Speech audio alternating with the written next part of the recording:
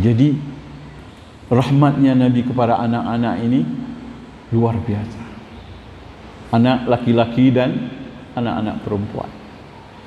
Dan beliau tidak hanya membuat ajaran, beliau praktekkan. Anak orang, cucunya sendiri, anaknya sendiri, semua beliau melahirkan kasih dan cinta, sayang yang berlebihan. Siapa cucu beliau? Cucu beliau yang terkenal Hasan dan Husain. Hasan dan Husain ini buah hati Nabi. Sehingga kalau kita bicara tentang dua ini, kita selalu sedih dan menangis. Dua ketua pemuda syurga, buah hati Nabi. Diriwayatkan dalam banyak sekali riwayat. Ya. Di antara Buraidah radhiyallahu anhu mengatakan, pada suatu hari kana Nabi sallallahu alaihi wasallam yakhtubuna, sedang berkhutbah di atas mimbar, khutbah Jumat. Lalu datang cucunya Hasan Husain memakai alaihima qamisani ahmaran. Mereka memakai dua-dua memakai baju merah kecil-kecil. Jalan lari jatuh, ya'thuran. Terjatuh cucunya dua-dua berlari-lari jalan. Nabi sedang khutbah. Beliau turun dari mimbar memotong khutbahnya. Beliau ambil kedua-duanya dinaikkan ke mimbar. Lalu beliau mengatakan, sadaqallah, benarlah Allah yang berkata, innama amwalukum auladukum fitnah. Hanya saja anak dan harta ujian bagi kamu. Aku tidak sampai hati melihat mereka berjalan.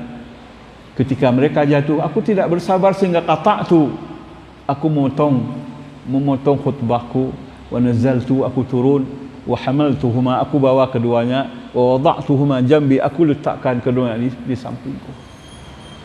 Kalau kita mungkin jengkel atau enggak mau turun, beliau turun ngambil, sedang khutbah.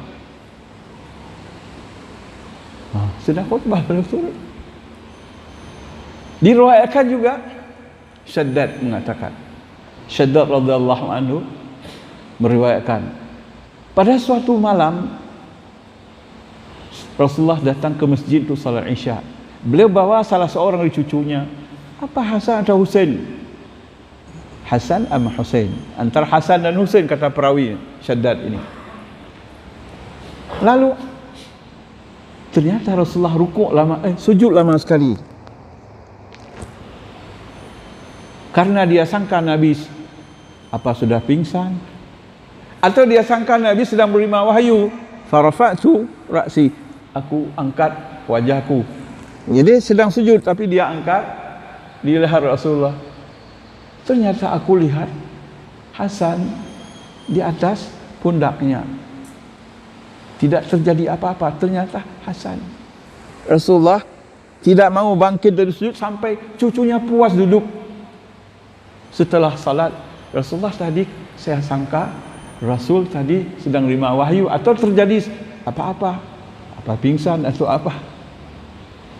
Kenapa engkau panjangkan sujud ya Rasulullah? Aku biarkan cucuku puas. Aku takut dia tidak puas. Itulah sebaik-baik cucu naik di atas sebaik-baik kakek. Itulah pengendara yang baik naik di atas sebaik-baik kendaraan.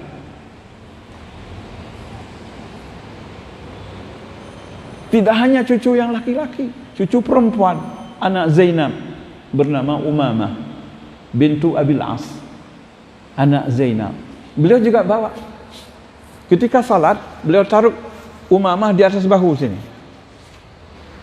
Waktu rukuk beliau letak Umamah.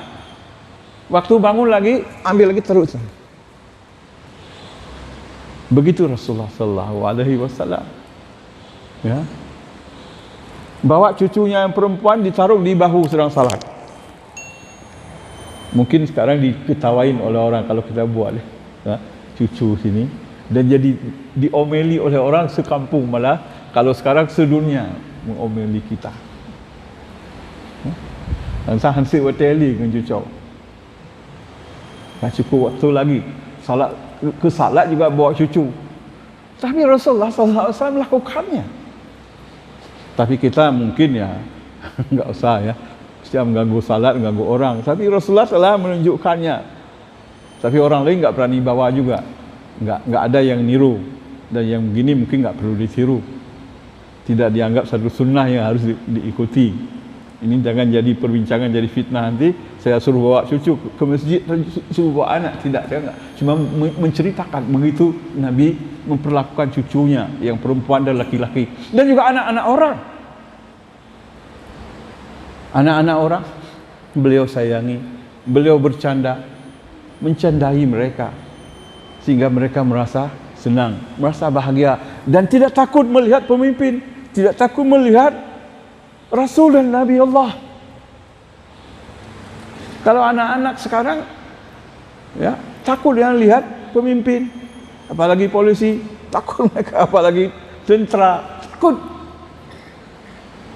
Apalagi bupati, enggak pernah anak-anak salaman dengan bupati, enggak ada. Rasulullah mengusap, membelai anak-anak dengan penuh kasih dan penuh cinta. Allahu Akbar. Dan beliau mencium cucunya. Dikatakan oleh Abu Hurairah, pada suatu hari ada orang bernama Aqra bin Habis. Aqra bin Habis bertamu di rumah Nabi sallallahu alaihi wasallam. Dia lihat Nabi mencium Hasan. Qabbala wa kana ar-rasul sallallahu alaihi wasallam yuqabbilu al-Hasan.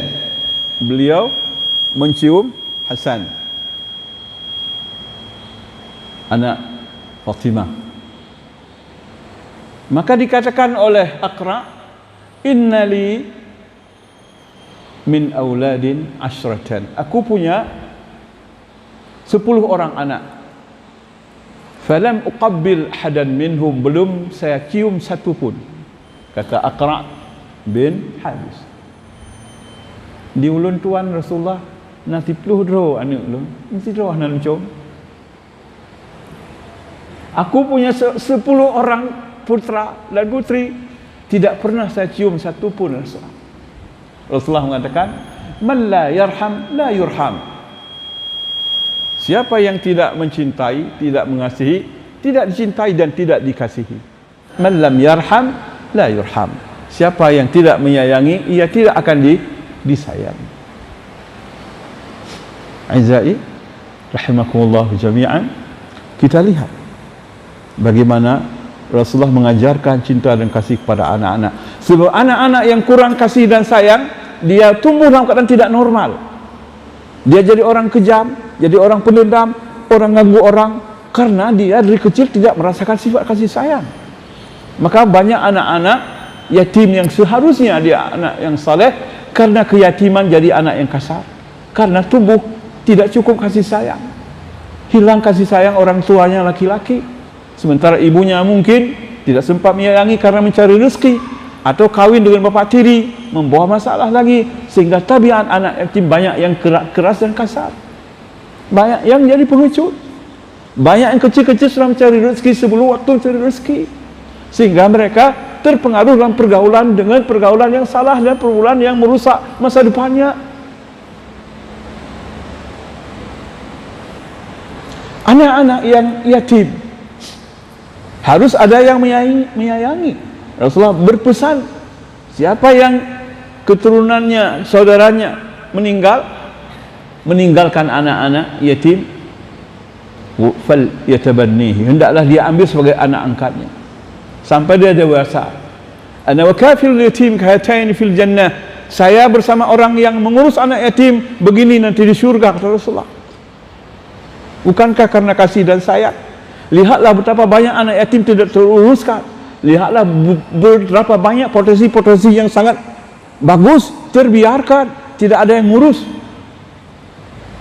Karena kasih dan sayang kita ya yang lemah.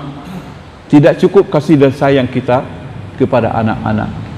Aizai rahimakumullah jami'an. Maka dari sekarang kita ini membuka hati kepada anak-anak. Biasakah kita mencium? Rasulullah putranya Ibrahim disusukan jauh, anak kecil Ibrahim disusukan pada sebuah rumah jauh di Madinah. beliau tiap hari datang dengan sahabat hanya untuk menimang Ibrahim dan menciumnya. Kemudian dia kembalikan. Datang selalu dengan membawa asap, yaitu membakar kayu gahru. Yudakhinuhu, membakar kayu gahru. Lalu beliau menimang-nimang, mencium, kemudian beliau pulang. Maka ketika Ibrahim ini meninggal, beliau menangis terisak-isak, sehingga ada sahabat seperti Abdurrahman bin Auf mengatakan, wa anta ya Rasulullah, wa anta ya Rasulullah, wa anta ya Rasulullah, kenapa engkau menangis ya Rasulullah, sedangkan engkau melarang orang menangis? Kata Rasulullah, hadhihi rahmah, inilah rahmat dan kasih sayang yang diberikan oleh Allah ke dalam hati orang yang beriman. Maka besarkan anak cucu dengan kasih dan sayang, dengan penuh cinta, di samping mengajarkan mereka ilmu agama, memberi adab kepada mereka, dan membekali mereka dengan sesuatu yang perlu untuk kehidupan mereka. Ciumlah mereka, berdoalah untuk mereka, berilah perhatian untuk mereka, sampai jadi keturunan kita yang akan beramal setelah kita tidak ada, dan fahala-fahala yang mereka dapati di peramalan akan mendapat jatah kita untuk ikut menikmati jasa-jasa itu.